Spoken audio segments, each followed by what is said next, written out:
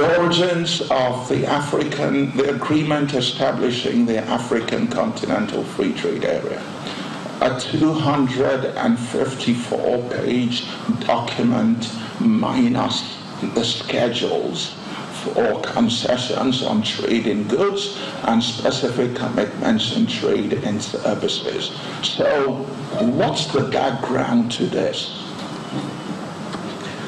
The second pillar around which I'll build a number of points is what's the strategic and economic rationale? Why do we have to do this? Why don't we just focus on Nigeria and do what we need to do and forget this? And so there is a strategic logic to it that breaks into two parts: a political economy context and then a regional and a geopolitical context. We'll do this factually. The third set of points will be built around our negotiating mandate.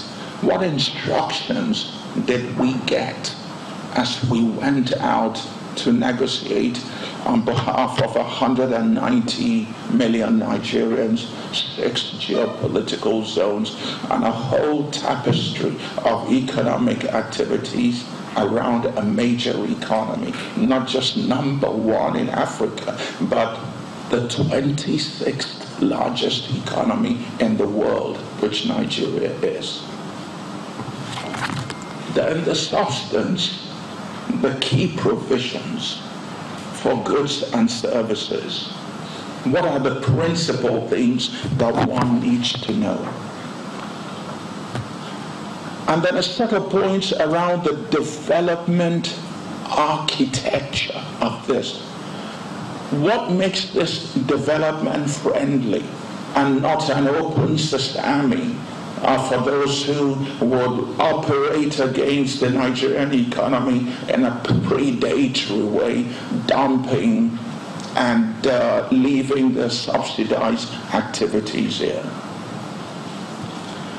To conclude, as I will bring you to a conclusion, perhaps there's a set of points that you would like. And for me, this has been a learning experience with two of my colleagues who are here. On the 21st of March, we got a directive from our President Buhari. Basically, even before the President Ruwais spoke, saying, I need you to go across Nigeria, east to west, north to south. Let them know about this agreement, sensitize them, get their views, consult them, and then present a report. So the last part of it would be, and we'll do this as succinctly as possible, what have we heard from a grueling, and believe me, there's been grueling travel across Nigeria in the past 8 weeks that I've been involved with my colleague. This is just one stop out of many. And then after that, you can raise your questions. So here's a summary.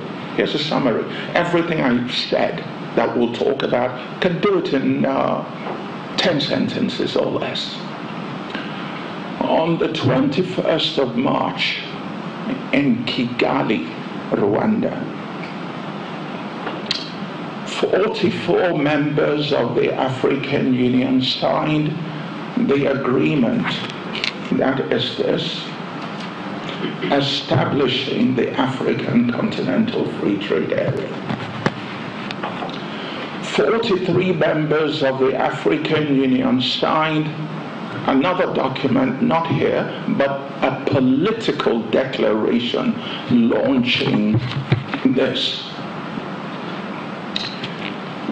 Effectively, what the 44 and 43 did, minus 5 who signed neither, including Nigeria,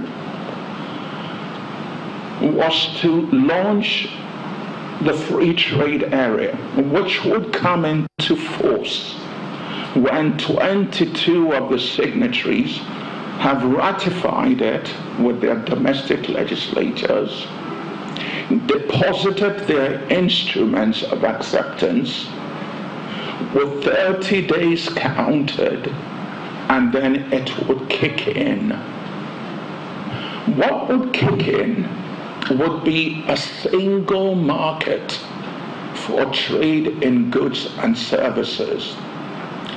That single market would establish the first ever rules-based mechanism for trade governance in Africa, never previously existing, that would be enforceable, in other words, of which the balance of rights and obligations, you have to think of this as a constitution. Constitutions are basically a balance of rights and obligations. So this, when it kicks in, will be the constitution for trade in Africa, based on a balance of rights and obligations pursuant to a protocol on rules and procedures for the settlement of disputes. As the president said, it will cover 1.2 billion Africans today, with an African GDP of 2.5 trillion US dollars. But fast forwarded 32 years from now, and that will be the year 2050, it will cover 4 billion Africans, constituting 36% of the global population. Individual economies in it, like Nigeria, will have an economy larger than that of Australia in 32 years' time or less. As it's being implemented by 2022, the level of intra-African trade, currently at 16-17%, shall be doubled to about 52%. And there will be considerable welfare gains, welfare in terms of GDP growth and job creation on the continent for growth.